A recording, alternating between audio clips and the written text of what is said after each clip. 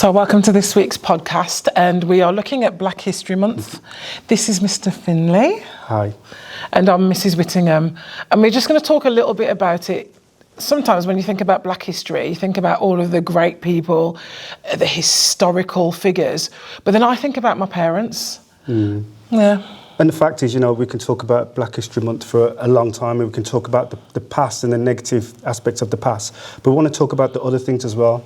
Talk about how our families were when they came over to England and the situations that they had. So. Yeah. My dad's story is really interesting because he came over in a ship. It took him 3 weeks. And I was a little bit surprised. He was a bit of a cheeky chappy, little bit of a trickster, used to do things on the ship. Yeah. But he came over because he was invited over. Yes. He was invited over by the UK, and they said, oh, come on, fill all the jobs now after the wartime. He came over happily, going to the motherland. Yeah. And from my nan, she came over, the same again. She was pregnant with my mum, so she was on her way here.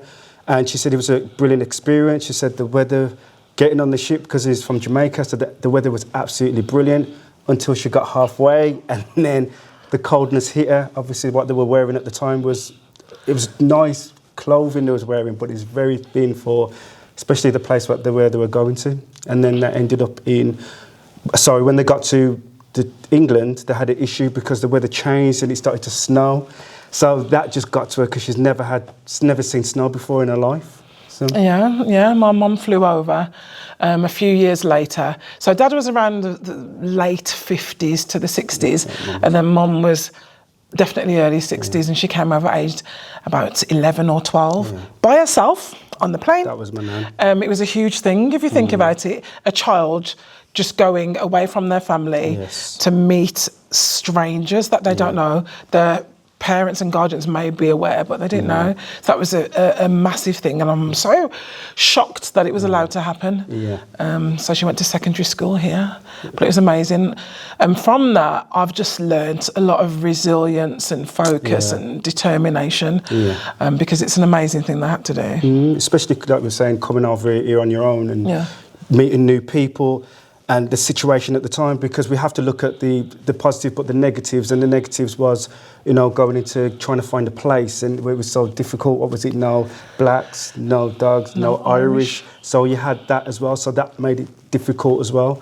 But obviously, getting into a new place, meeting new people, trying to find jobs, and I think once that started to come into place, I think it helped everybody at that time, and that's when they started to get together more, like at the parties.